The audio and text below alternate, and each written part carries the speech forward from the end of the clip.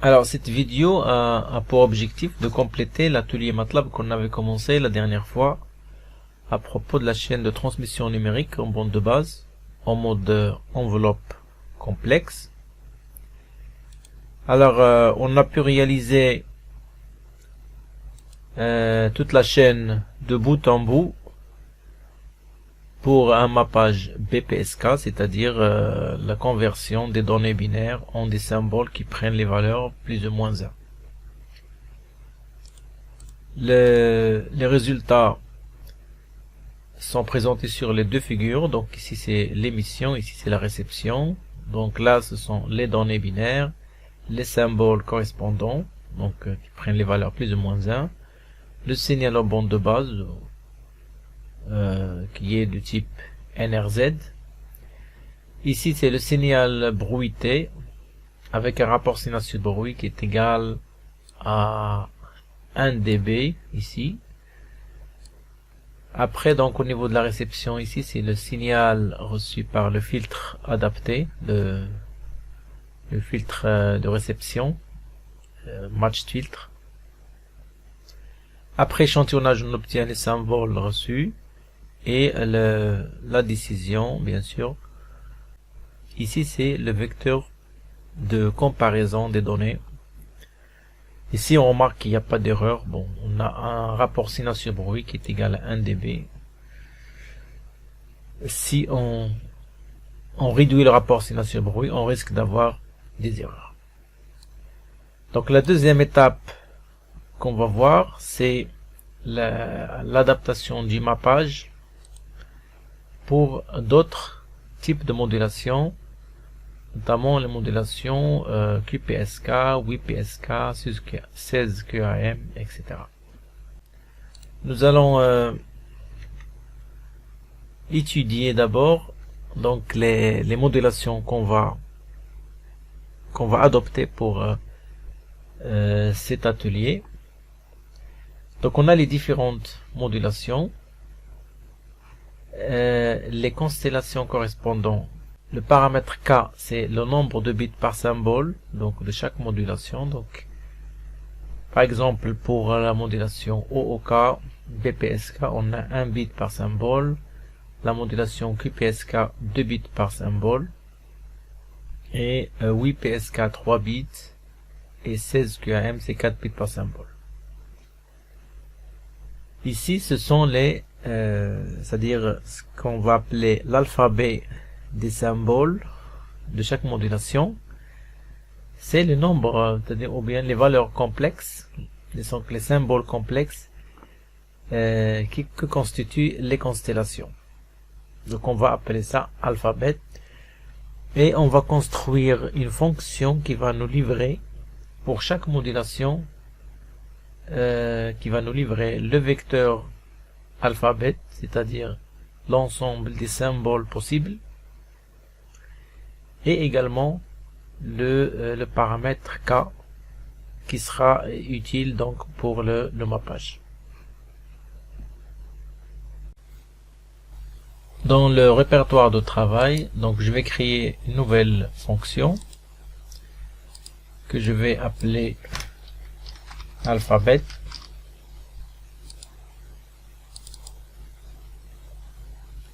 Donc l'objectif de cette fonction, c'est de fournir donc l'ensemble des symboles que constitue la constellation, donc je vais appeler ça constellation, ainsi que le paramètre K qui est le nombre de bits par symbole. Et ça à partir du type de modulation, donc je vais appeler ça modulation tout simplement. Donc selon le type de modulation, on va utiliser la commande switch, donc modulation,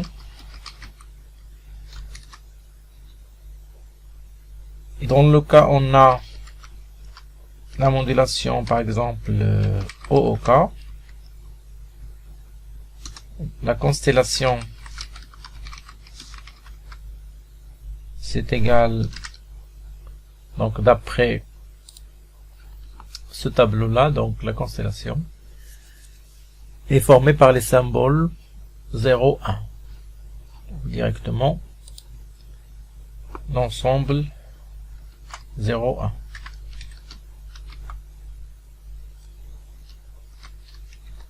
Et le paramètre K, le nombre de bits par symbole, c'est égal à 1. Donc je fais la même chose pour les autres types de modulation.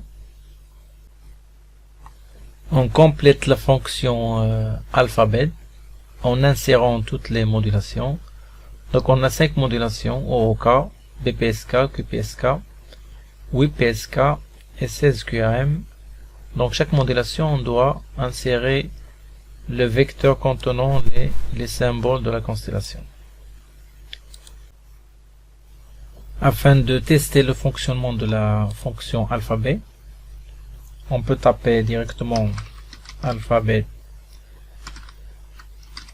par exemple de la modulation QPSK. Alors ça nous donne les 4 symboles de la constellation de la modulation QPSK. Afin de réaliser le mappage, ici, on va procéder par les opérations suivantes. Donc la première étape, c'est de regrouper chaque ensemble de bits. Donc c'est une conversion série parallèle selon bien sûr la valeur de K. Donc selon ce tableau là, s'il s'agit par exemple de la modulation QPSK, on doit regrouper 2 bits par 2 bits. S'il s'agit de la modulation 8 PSK, 3 bits par 3 bits, donc former des triplets. Et s'il s'agit de la modulation 16 QRM, il faut former des quadruplets. Donc cette conversion série parallèle, donc ici par exemple, le quadruplet 0, 1, 1, 0, donc il est réparti ici, donc 0, 1, 1, 0, donc en parallèle, suivi du quadruplet 1, 0, 1, 1, on a ici 1, 0, 1, 1, etc. Afin de réaliser le mappage, on doit compléter les paramètres de notre simulation par le type de modulation, donc on va appeler modulation. On va prendre l'exemple de QPSK.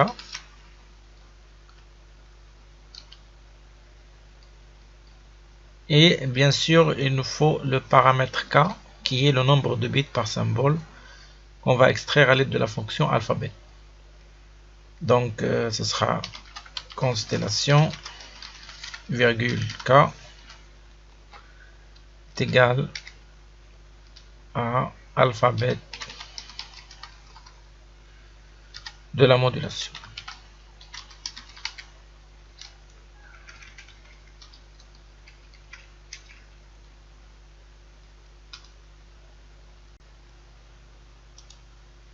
La première étape du mappage, c'est la conversion série parallèle. C'est ce qu'on va essayer de réaliser à l'aide de la fonction reshape. Cette opération doit être effectuée juste après la génération des données binaires. Donc on va marquer un break ici, donc pour stopper l'exécution du programme à ce niveau.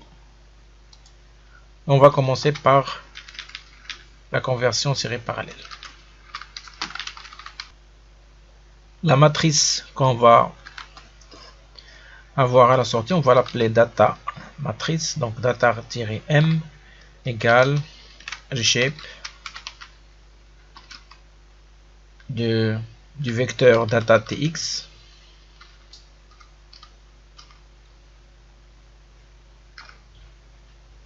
Donc normalement on doit travailler avec k colonne, mais on va mettre k ligne, donc sans préciser le nombre de colonnes. Et après on va inverser le résultat ou bien la matrice par un apostrophe. Donc ce sera la matrice transposée en quelque sorte. Donc afin de vérifier l'exécution de cette étape, donc il faut voir ce qui se passe sur Workspace. Alors en exécutant le programme, en consultant Workspace, nous avons la matrice DataM qui regroupe les données exactement comme on veut, donc chaque 10 bits, alors que donc pour DataTX c'était en série. Comme vous voyez, donc on a 01, 00, 01, et pour DataM c'est 01, 00, 01, donc c'est exactement la fonction de conversion série parallèle qu'on souhaitait. La deuxième étape du mappage, c'est la conversion binaire décimale qu'on va assurer à l'aide de la fonction B2D. Donc on ajoute conversion binaire décimale.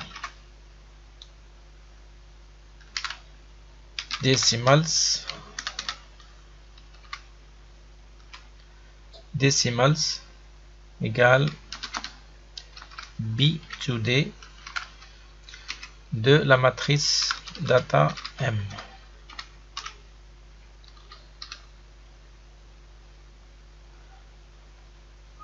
Donc on peut vérifier bien sûr le résultat après exécution. Donc en vérifiant le vecteur decimals,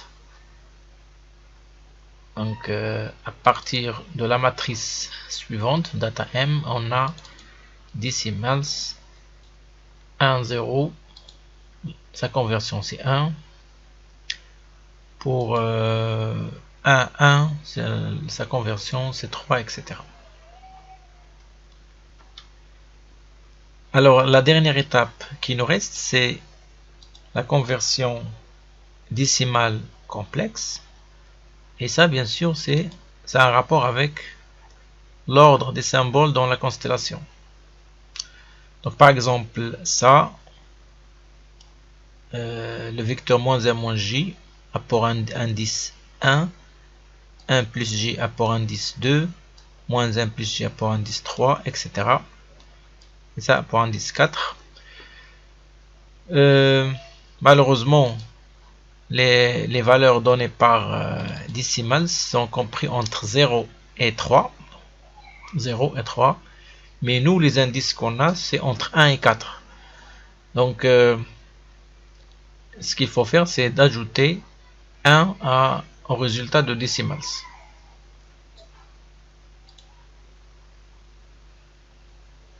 Donc, ce sera decimals égale à B2D de ça, plus 1.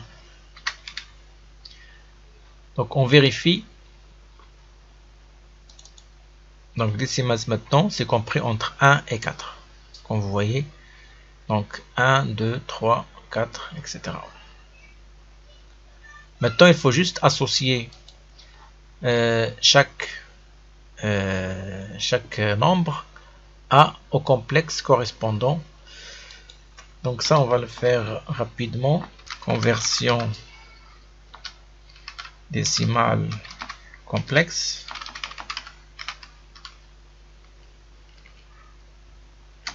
Donc le résultat, ça va nous donner des symboles. Symbole, on va appeler ça TX, pour désigner les symboles à l'émission. C'est égal à la constellation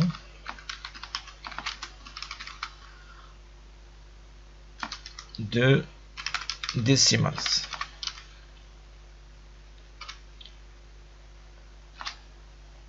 Donc la même chose pour vérifier cette étape, il faut exécuter et regarder sur Workspace symbole TX par rapport à decimals.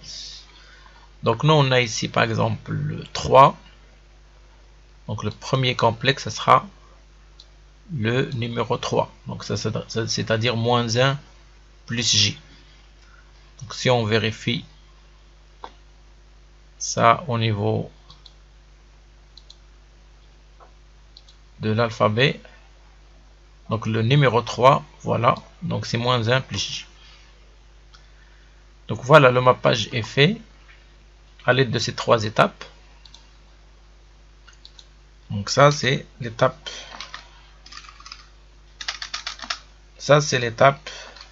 du mappage.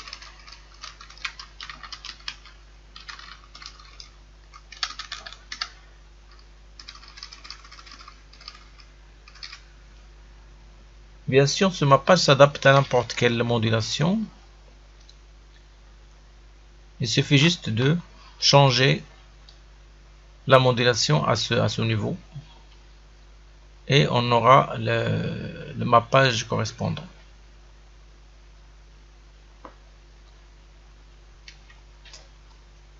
Et afin d'alléger notre programme, on va mettre toutes ces étapes du mappage dans une fonction externe qu'on va appeler mappage. Donc on va créer une nouvelle fonction appelée mappage.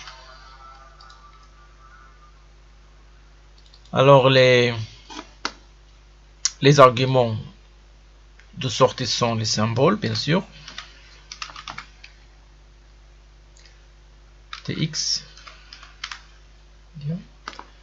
et les arguments d'entrée, ce sera les données, bien sûr, les data tx, ainsi que la modulation, le type de modulation.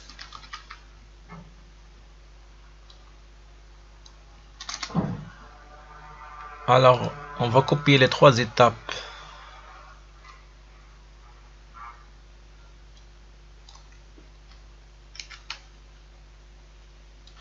et les insérer au niveau de la fonction.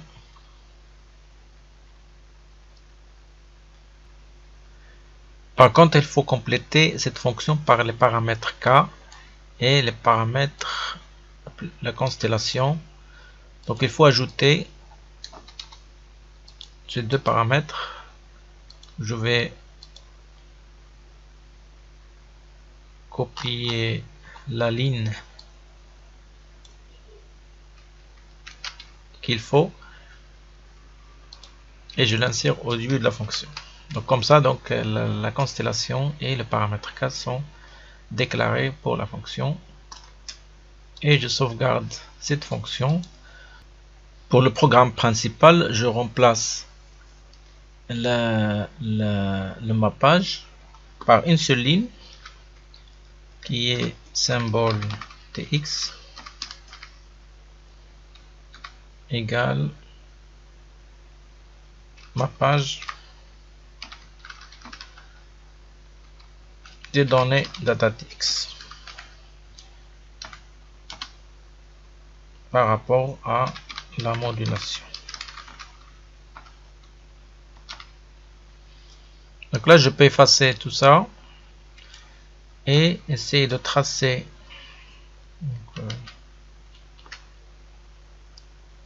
là et essayer de tracer les symboles.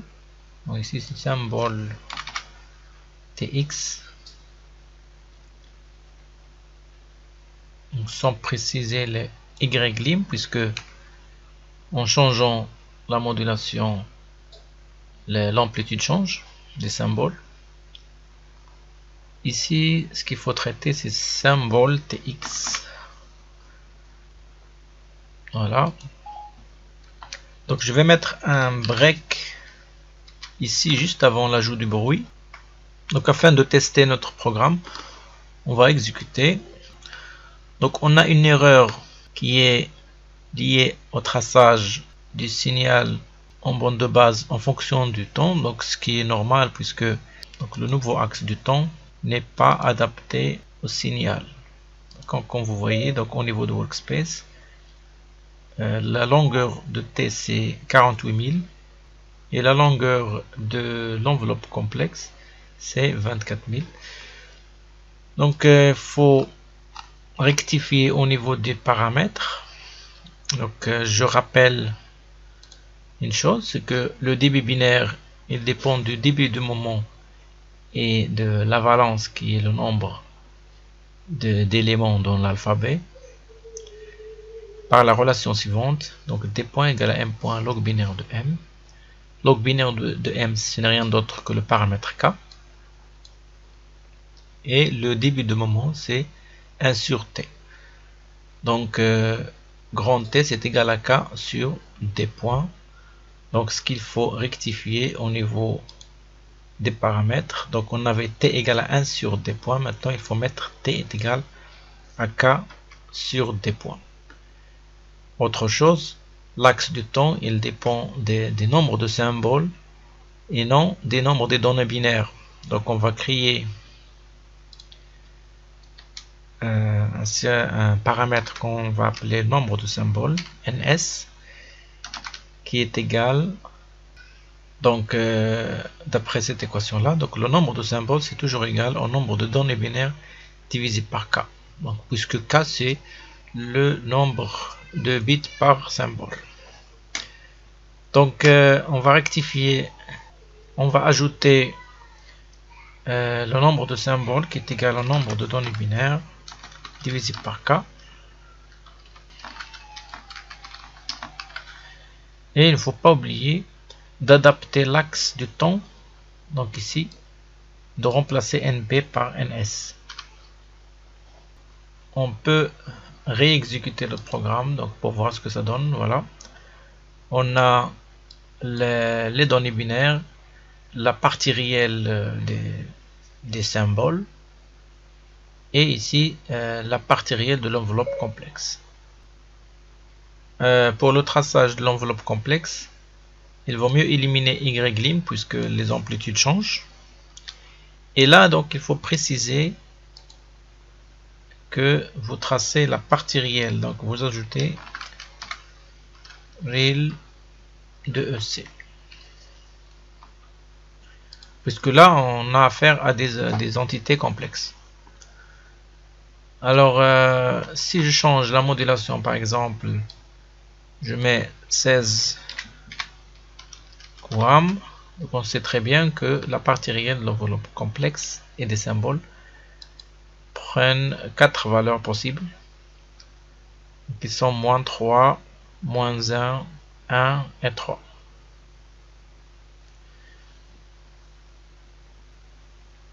Pour le démappage, on doit parcourir c'est-à-dire ce schéma bloc au sens inverse. Donc, c'est-à-dire il faut reconvertir les symboles complexes en données binaires. Sauf que au niveau de la réception, donc les symboles complexes sont reçus d'une manière perturbée, donc on ne peut pas avoir les symboles complexes exacts à la réception. Donc là, il va falloir procéder par, bien sûr, estimer le symbole qui a été émis. Alors comment on va faire? Donc on va essayer de calculer la distance. Par exemple, si on reçoit le symbole suivant, donc ce point rouge, donc il va falloir calculer toutes les distances qui séparent ce point avec tous les points de la constellation. Et bien sûr, donc on s'intéresse à la distance minimale. Donc cette distance minimale va nous donner exactement le symbole qui a été émis. Donc on suppose bien sûr qu'il n'y a pas d'erreur. Puisque ce sont des nombres complexes, donc la distance qui sépare deux nombres complexes, ce n'est rien d'autre que la valeur absolue de leur différence. Donc on cherche le minimum de la valeur absolue des différences. Donc dans le cas de 16 QAM, on a 16 différences et il faut chercher la distance minimale. Donc en fait, c'est pas la distance minimale qui nous intéresse, mais c'est le décimal correspondant au point donc, qui correspond à la distance minimale. Essayons de traduire tout ça au niveau de notre programme MATLAB. Donc ça va se passer au niveau du récepteur, et plus exactement juste après l'échantillonnage. Donc ici je vais marquer un break pour travailler le démappage. Je dois traiter symbole par symbole. Donc tout ça, ça doit se passer dans une boucle. Donc je commence une boucle par for n égale à 1 jusqu'à la longueur du vecteur des symboles. Donc l'inf du symbole Rx. Symbole Rx. Et end pour la fin de la boucle. Bien, donc on avait dit que il faut calculer la distance entre le symbole reçu et tous les points de la constellation. Donc la distance, c'est la valeur absolue, donc ABS, de la différence entre le symbole reçu, donc symbole Rx, donc le nème symbole reçu, moins tous les points de la constellation. Donc ça va nous donner 16 distances à calculer. Mais ce que nous cherchons, bien sûr, c'est le minimum de ça. Min de tout ça. Bien, on va affecter tout ça. Paramètre distance minimale, donc on va appeler ça dmin. Donc la distance minimale, ça nous intéresse pas, mais ce qui nous intéresse, c'est le rang de cette distance minimale qu'on va appeler decimals.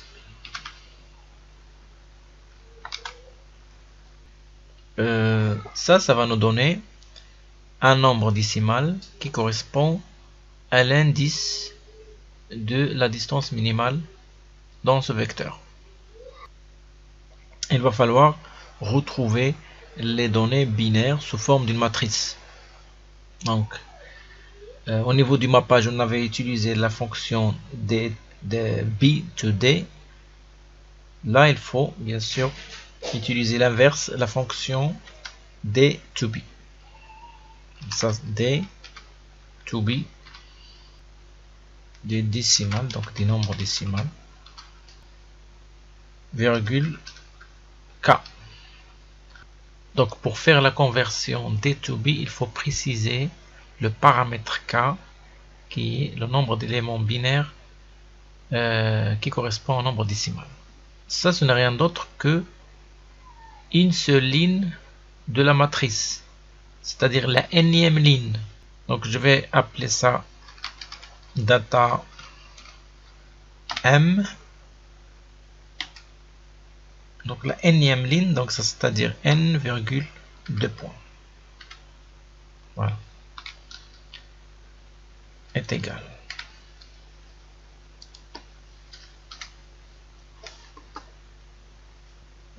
Cette ligne m'a permis d'avoir les nombres décimales.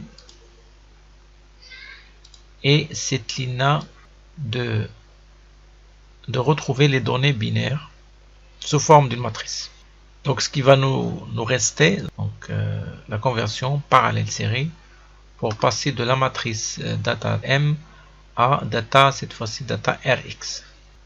Donc la conversion bien sûr parallèle série, ça doit être effectué à l'extérieur de la boucle. Donc c'est après avoir formé toute la matrice qu'il faut convertir tout ça. Donc je vais appeler donc les données data Rx, c'est-à-dire les données reçues. C'est égal, toujours avec la fonction reshape. Donc à chaque fois qu'on veut manipuler c'est-à-dire les éléments d'une matrice sous forme de vecteur ou bien un vecteur sous forme de matrice, donc on utilise la fonction reshape. Donc reshape de la matrice data M Cette fois-ci, je veux la mettre en série, donc ce sera une seule ligne. 1. Donc je mets l'ensemble vide, c'est-à-dire 2 crochets. Donc là, je dois préciser une chose, c'est que data M doit être traitée en transposé, c'est-à-dire il faut la transposer avant de la traiter parce que la fonction reshape, je rappelle qu'elle travaille en colonne et ne travaille pas en ligne. Donc là, je vais ajouter apostrophe. Donc l'apostrophe permet de mettre le transposé de la matrice data M. Une autre remarque, ça concerne les valeurs du nombre décimal. Ici, ce sont des indices, donc ça commence de 1. Par contre, ici, ça doit être ici des nombres qui commencent de 0. Donc là, il faut mettre moins 1. Donc c'est exactement l'inverse de ce qu'on a fait au niveau du mappage. On avait ajouté 1, maintenant on tranche 1. Alors et là, je peux déjà exécuter. Donc j'enlève le break. Je trace les données reçues. Voilà. Donc l'exécution s'est passée sans erreur. Bien, alors pour alléger le programme, je vais faire la même chose pour le mappage. Je vais créer une nouvelle fonction que je vais appeler démappage pour y insérer l'algorithme de démappage que je viens de réaliser. Les arguments d'entrée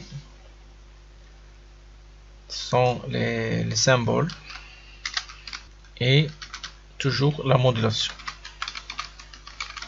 Je vais copier la boucle du démappage pour l'insérer au niveau de la fonction.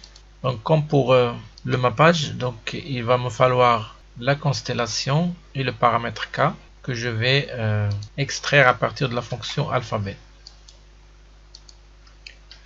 Voilà la fonction démappage. Je vais remplacer dans le programme principal démappage et décision data rx égale. Donc, et là, on peut réexécuter le programme pour vérifier.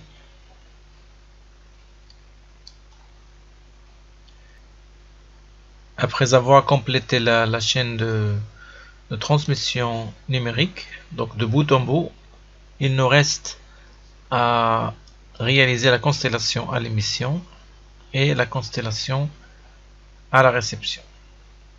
Afin de tracer la constellation à l'émission et à la réception, on va utiliser la fonction scatterplot qui fait partie du toolbox Communication System Toolbox. On va copier la syntaxe et l'insérer à la fin de notre programme. Symbole tx. Le paramètre n correspond à un éventuel échantillonnage puisqu'il n'y en a pas ici, donc on va mettre 1. L'offset correspond à donc si on peut sauter certains éléments au début. Donc puisque on va commencer à partir du début, donc ce sera 0. Donc plot string, ça veut dire on peut préciser la couleur, par exemple ici le rouge, et la forme des points de la constellation. On va mettre un étoile ou bien un O.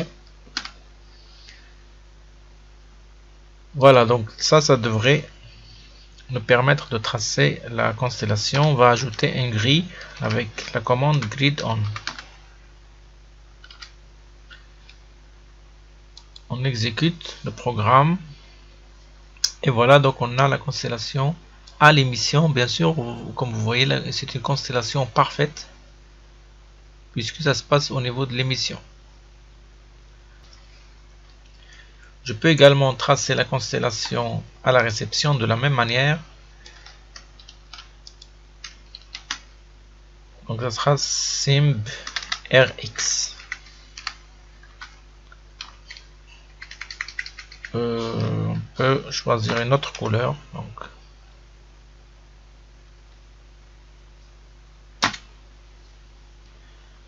voilà, donc là comme vous voyez, la constellation à l'émission est parfaite. Par contre, la constellation à la réception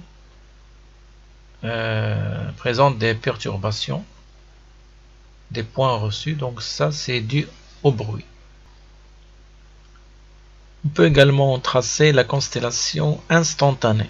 Donc la constellation instantanée, c'est le fait de tracer directement l'enveloppe complexe.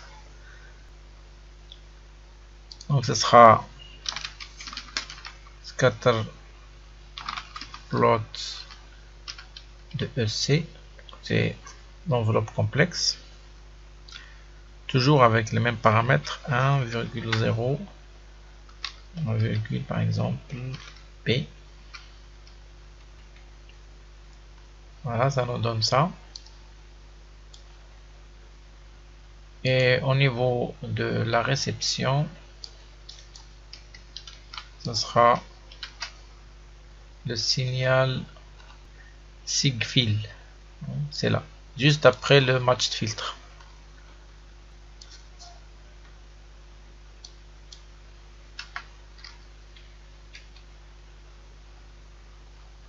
Voilà, comme vous voyez, donc on a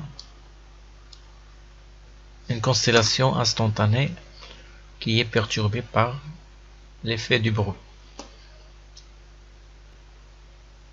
Il nous reste à tracer le diagramme en œil. Alors le diagramme en œil, c'est après le filtre de réception. Alors pour tracer le diagramme en œil, on va utiliser la fonction EDiagram qui fait partie également du Toolbox Communication System Toolbox. Alors la syntaxe est simple. On va insérer à la fin de notre programme, bien sûr.